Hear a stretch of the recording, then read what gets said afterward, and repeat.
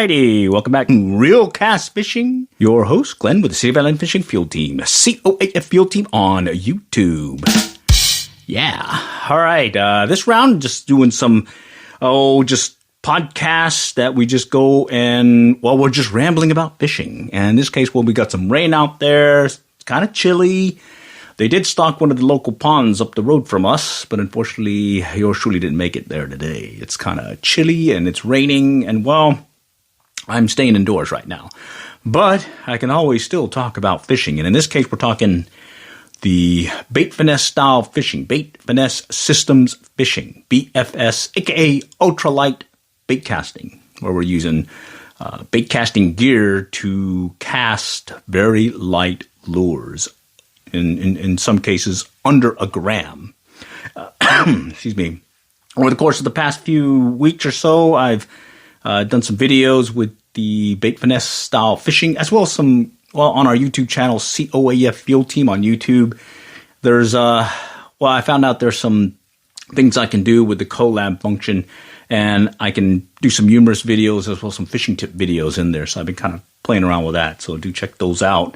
But in the case of Bait Finesse, I did pick up a couple of things these past few weeks. The Feather Flight Kingfisher, where I able to cast with bait casting gear and 2-pound test line a 1-gram trout magnet lure. And with it, I've coupled it with a Handing Magic L rod, ultralight, right here, that I picked up on Amazon.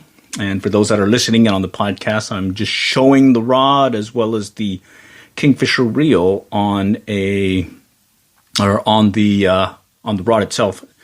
And on the end of it is that trout magnet. All right. And I weighed it, and it comes in just about 0.98 grams, so basically a gram, and it does cast nicely. Been having some really good fun with this guy. Getting 40, 50-foot casts. In fact, this is what I caught my first fish as well as first limit of the year. And, well, it's been a good deal here. I did get the rod on Amazon as well at, I think, like a 25% discount. I think it's already gone up, though. And, well, I like that rod so much that I went and got the 4.5-foot version. I initially had the 6-foot version, and I still have it right here. And on it is the Shimano Scorpion 17 BFSXG. And this is one that I use normally to cast 1/16 ounce rooster tails and lures and whatnot. And this has been really good. I've coupled it with that 6-foot Handing rod, ultralight. And yeah, I'm itching to go and try this one out there. I've used this one in salt water.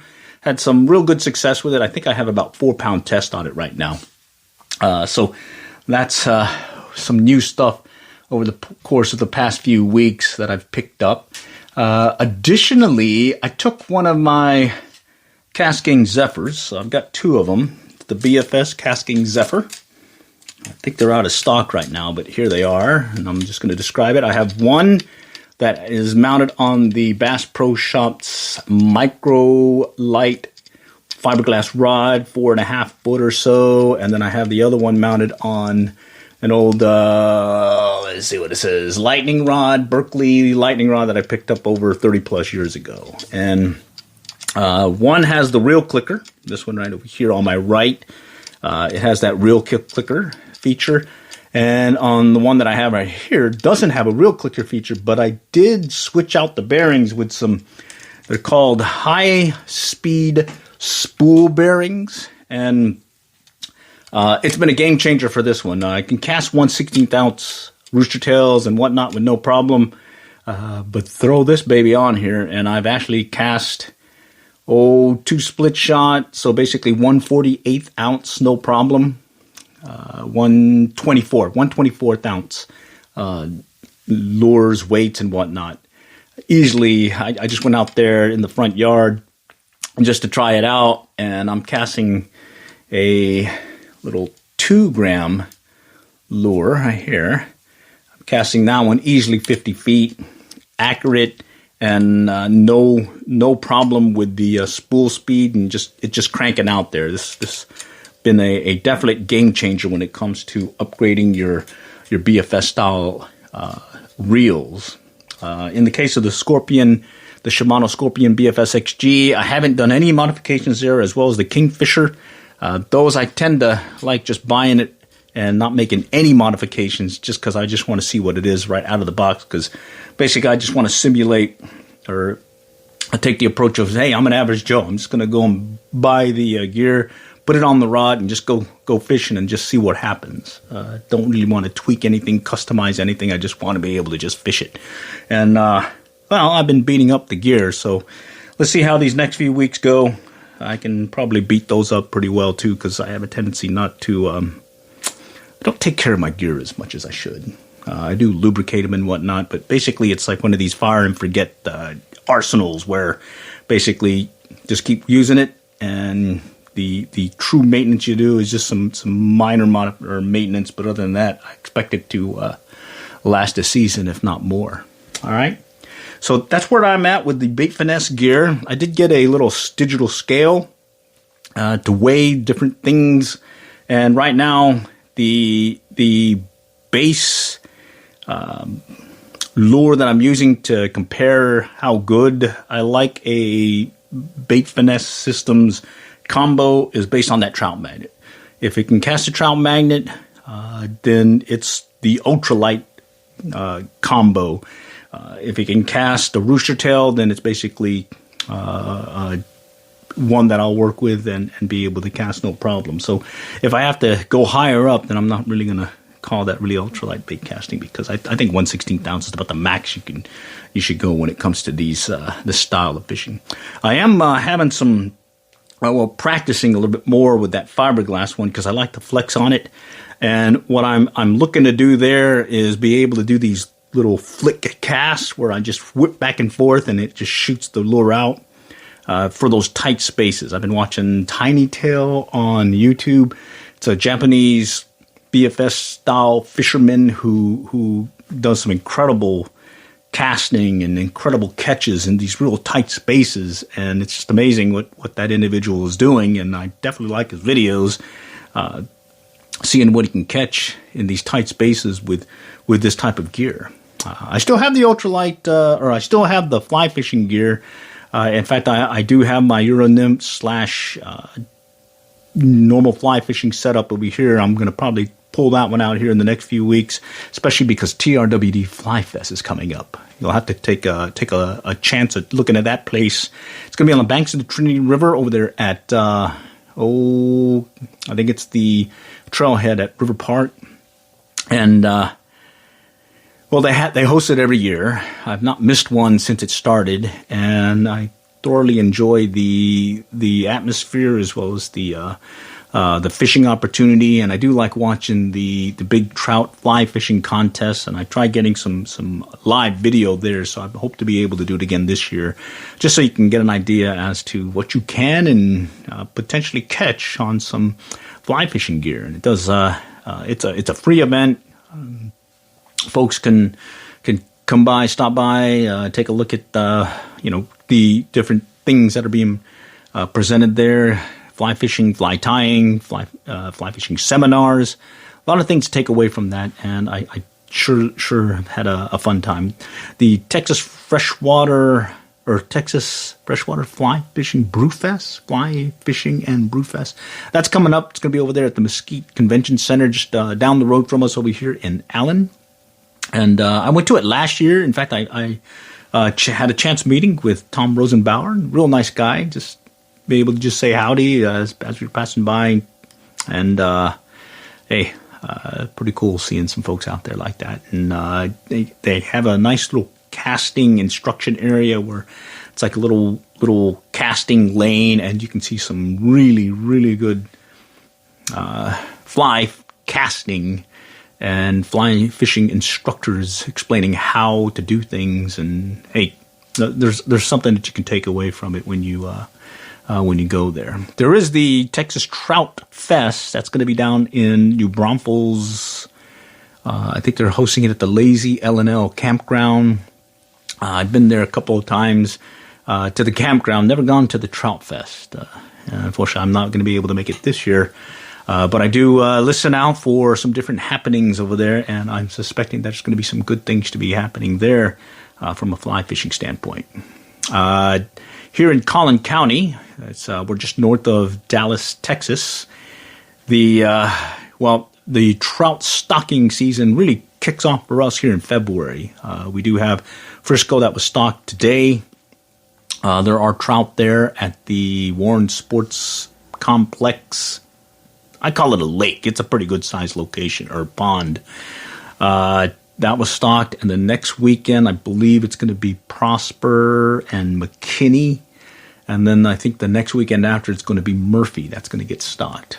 So there's going to be a lot of opportunity if you're in this county to get a trout or two. And then, of course, you got GRWD Fly Fest coming up in Fort Worth in I think the first week in March or so, and that'll be a fun time. And in fact, that's where I close out our trout fishing season, and then I start shifting over to the warm water species, bass, panfish, bluegill, whatnot.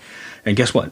That's where this BFS style fishing is going to come into play. I'll probably use that heavily during the pond, fishing ponds and whatnot. And then as things warm up, I'll start pulling out the kayak as well as the john boat, and I'll get back to Lake Lavon and doing some jug lining. And in fact, I'm really excited about that because I tested it out last year. It was these self-setting jug lines where you can pre-bait them and basically deploy them and keep kayaking on to the next location as you get them all out, and you don't have to worry about untangling your lines or unfurling the line, getting it to the right depth, because it'll self-set the depth itself, and then you just come back, and in fact it'll set itself to where you don't even have to worry about coming back and putting it against this line holder that secures it once it's hit bottom.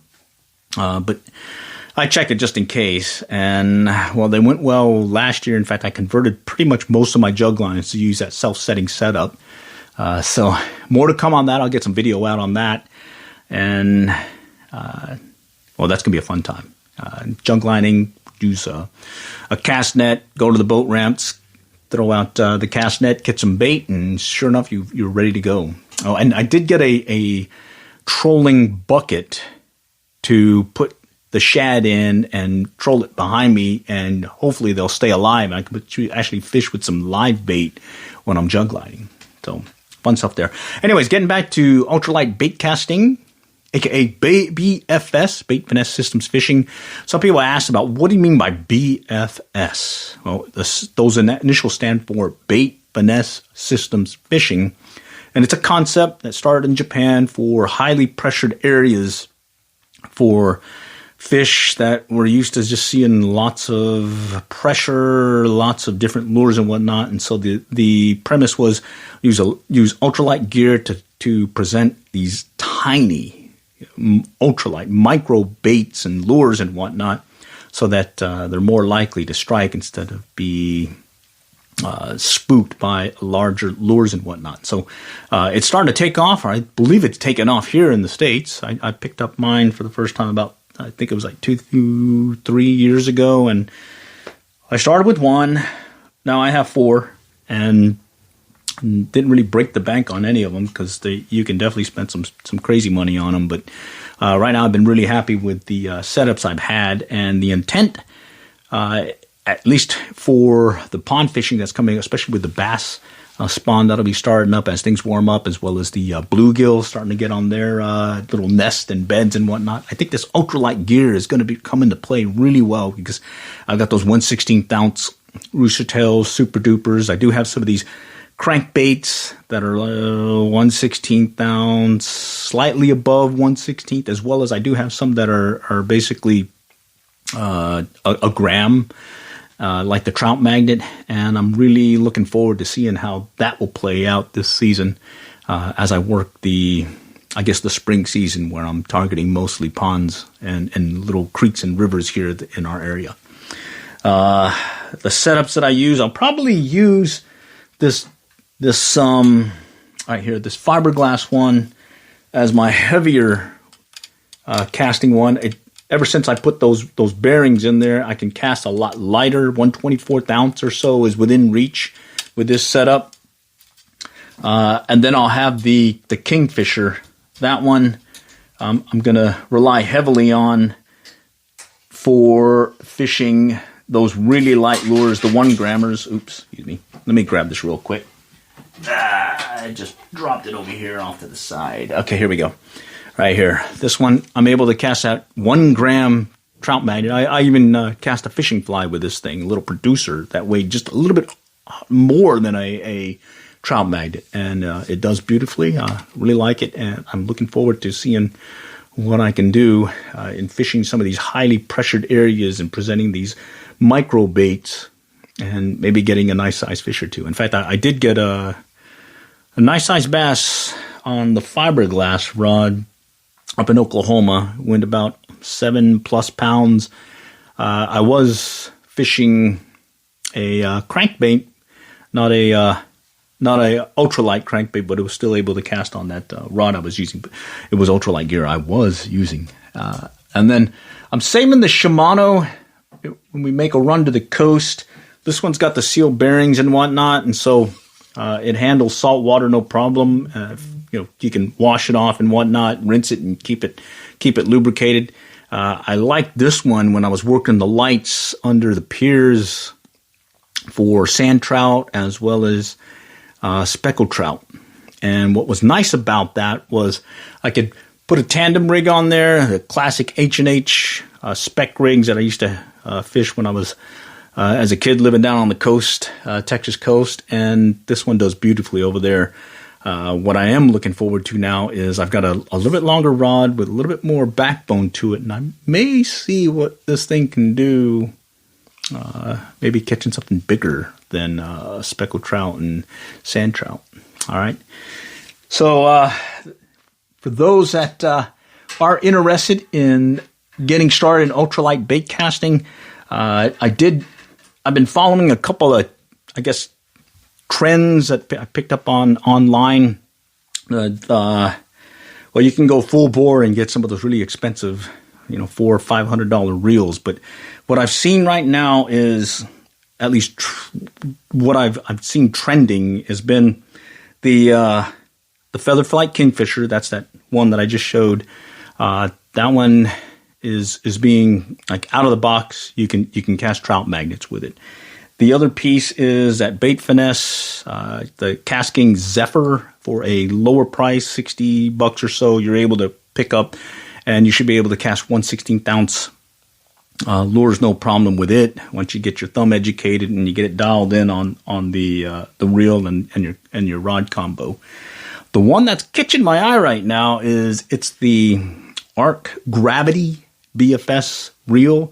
That one's coming in about like $150 or so if you get it direct from them, or I think a place called Bait Finesse Empire. They offer free shipping in there, and I got wind of it through one of the other videos that I was watching from some of the folks I follow online, and it was suggested that, hey, you can get the Arc Gravity BFS reel and cast trout magnets a lot easier or a lot more readily compared to the Kingfisher. And in the case of the Kingfisher, it doesn't have the reel clicker, and it does have little tweaks with the magnetic brake setting. But once you have it, I've not had any issues with it. Just at this point, if it would just stop raining, maybe I'll be able to get out there and do a little bit more of that fishing. So over the course of the next few weeks, as things warm up, the pattern for yours truly when it comes to fishing will be hitting some local ponds, trout fishing. We'll hit TRWD Fly Fest and check out what's happening there, do some fly fishing there. But I'm mainly going to focus the ponds with this Bait Finesse Systems gear. And then as things warm up, then I'll shift over and start getting back on the lake and seeing what I can do jug lining, as well as, well, you got to do some back paddling and bottom bouncing with slab and jig rigs when you're out on the lake for those white bass, crappie, as well as yellow bass. I had some really good success over the years doing that as things warm up. And then, of course, got to make that run to the coast. So I don't know I don't have it on the calendar at this point, but eventually we'll make that run, usually hitting Galveston and Rockport area later on in the year. And at that point, I'm hoping to see what I can do with that Shimano setup, and see what I can do Bait Finesse Systems style and some saltwater opportunities there. Okay, so that's pretty much all I had this round from a BFS, Bait Finesse standpoint, and just wanted to touch base with y'all, and do look forward to our next episode of the Little Red Book of Fly Fishing. Well, I'll just go through the next set of tips and call out anything that, well, maybe of potential use for those that are interested in fly fishing and seeing what tips, lessons learned from other folks. All right, all for now. Next time, we'll catch you later, and good luck and good fishing.